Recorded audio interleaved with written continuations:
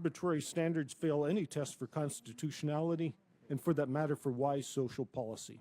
Thank you. Thank you very much, Mr. Hardy. Representative Adams, welcome. Thank you, Madam Chair. And before I begin, I would like to state that my thoughts and prayers go out to the families, first responders, and the community of Newtown. I am here as a mother, grandmother, former deputy sheriff, and former legislator. This issue is not political to me, but it is personal.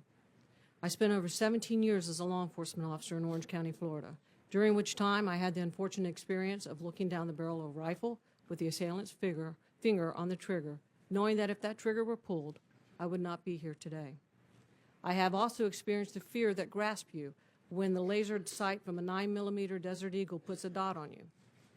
I tell you this so that you know that my comments here today are not based on any political motivation, but on my personal beliefs and experiences. As someone with a law enforcement background, I naturally consider whether a legislative proposal made under the banner of public safety would truly contribute to that worthy objective.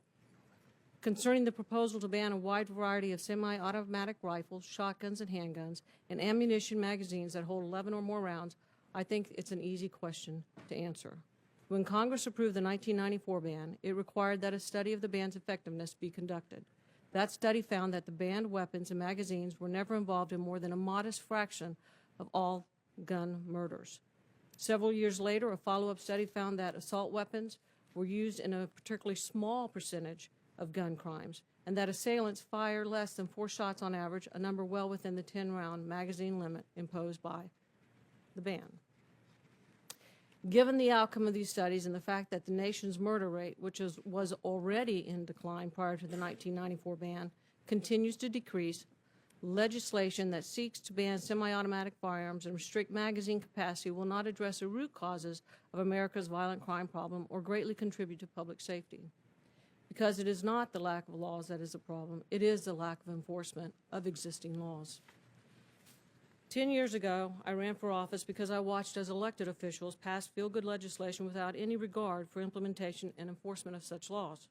As a law enforcement officer, I saw firsthand how difficult it was to convince state and federal agencies to prosecute criminals for illegal gun possession or other crimes. The attitude of many of the prosecutors that I worked with was that these type of crimes were nuisance cases that were a drain on their resources. If we do not prosecute those who try to purchase firearms illegally or possess firearms illegally, then what good does it do to pass more laws?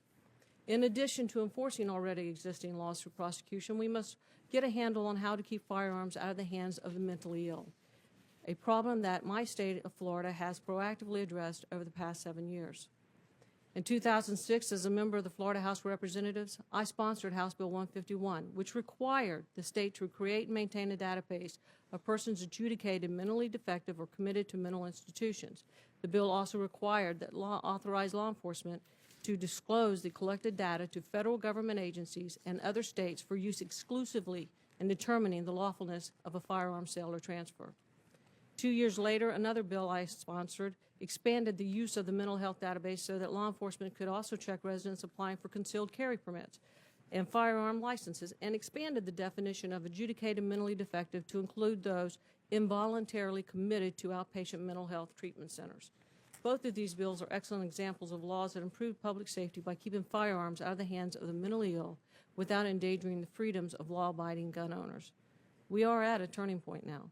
You have an opportunity to do what is right, and that may not be the easiest route. It is not time for feel-good legislation so you can say you did something, but it is time for a true discussion on the culture of violence and how to prevent more violent crime. Thank you. Thank you very much. And our wrap-up speaker, the distinguished President